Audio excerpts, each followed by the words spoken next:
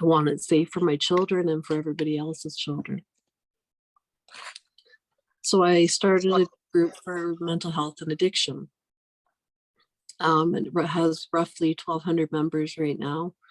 I blog my story in there about everything leading up to current time. And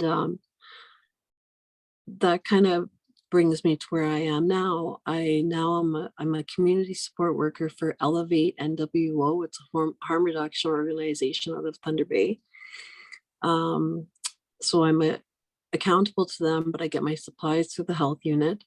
I go around because as I don't know if everybody knows, but homeless doesn't look the same in Dryden as it does in Kenora. In Dryden, it's very much couch surfing. Like, we don't have the tent cities. We don't have, mass mounds of needles like I've seen on your rant and rave page. It's a much different look here. It's very hidden, but it's very alive and it's very prevalent.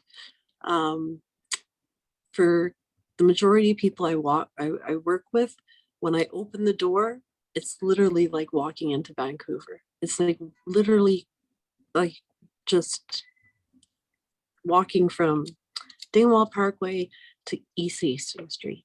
It's just, there is these crazy amounts of drugs. And the biggest one, I was dealing with meth a lot, and now the biggest one that's came up is down, which is carfentanil. I overdosed myself back in the summer. I went to let somebody use my phone for court purposes. I had absolutely zero intentions on using. I don't recall, I don't even recall using, to be honest. I just recall waking up and being very sick because of the Narcan.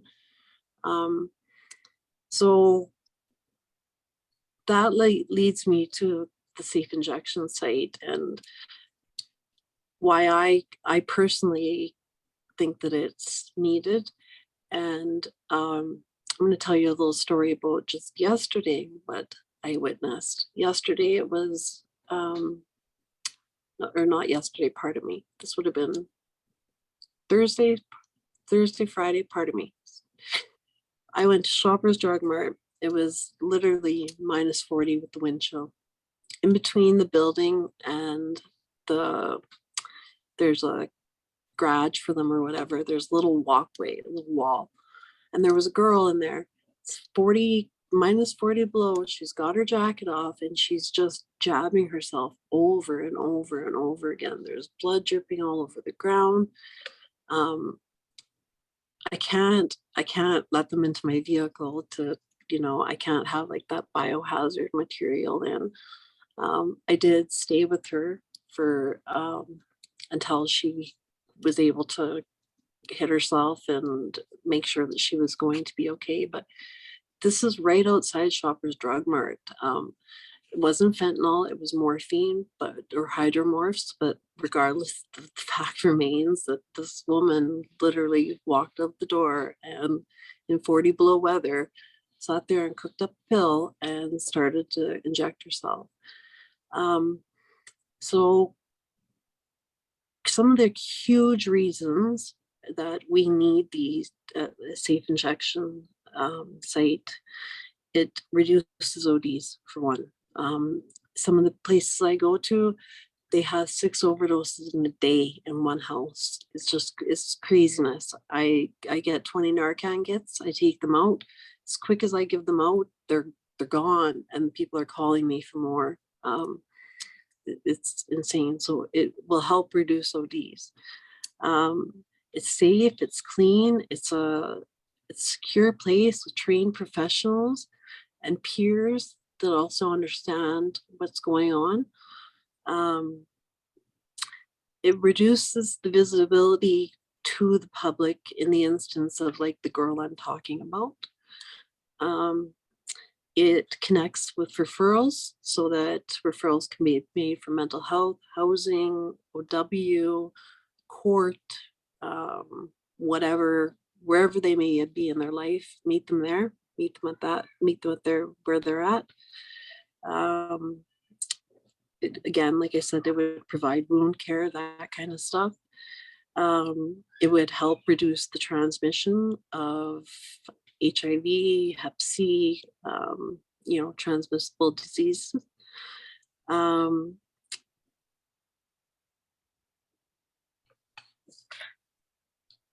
it keeps supplies off the street so they're safely disposed of. So sometimes when I return needles from one house, I'll get 7,000 needles in like a week, five, maybe 6 days, 7,000 needles I'll get from one house.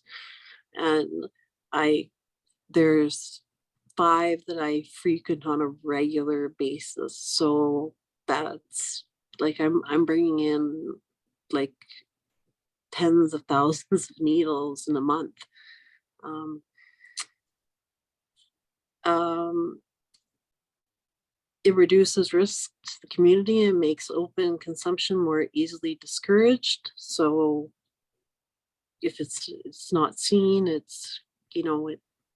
helps people to, I guess, not want to use. Um, and there's less calls to the police and the ambulance. Our police and our ambulances are so overran with these overdoses and these drug calls, because like in our community we have nothing. We have no shelter, we have no detox, we have nothing. We have the women's shelter, but we have nothing here. The only thing that we have is the police and the hospital, so it would free them up. um, and it would just be, like I said, it would just be a safe spot for them to go and to use. And I really think that the stats show that we need this. It kind of makes me wonder, right? Before Christmas, they had put out this study in Dryden here, or this, not study, but a article that they were, KDSB and the city was all hopeful that the homeless population was going to be down and blah, blah, blah. They had done all this work and it was going to be. And then the night came for everybody to go to the thing. And then all of a sudden they were doing There's No Place Like Home campaign because they realized how dire straits we're in. So I guess with all of that being said, um, I know I don't have a lot of time and I've probably overspoke my time already, but these are very, very important pieces in putting a person's life back together. This isn't just a place to just go shoot up. This could be the place that makes that connection for someone to get their children back, get a place so that they get, first and foremost, they don't have a house, no stability. They can't go to school, they can't work, they can't get their children back. So let's get them some housing. Let's help them connect. So it's not just a place just to do drugs. There's people with wounds I see all the time. The health unit gives me these little tiny wound kits, and I myself have home care um, for an ulcer on my foot. I bring my own supplies with me because I see these abscesses on some of these girls that they're just incredible. They're enormous. I'm worried they're going to get infected. They're going to turn septic. They don't go and have them checked. Like, that could mean the difference between someone's life or death. Like, it's very hard to reason with someone that's on drugs that they need to go to the hospital and have their leg looked at because they've been shooting up into it. And you know um, I should mention, at these safe injection sites, nobody is allowed to inject you except for yourself. You have to do it yourself, but there is trained professionals there that will help you find a site so that you're not poking over and over and over again. So, some people have, difficult veins. So, yeah, uh, I guess with all that being said, that's kind of my pitch. I'm more than welcome to any questions if you guys have anything. If you think I missed anything, please let me know. And yeah, just start firing them at me. Thank you very much, Shawna. Thanks for sharing your story. I think, you know, you're watching the journey of others, but you've already walked it and are continuing to walk that. And we're very, very, with gratitude, we're saying thank you for sharing your story with us, and the work that you're doing. So I will open up for questions.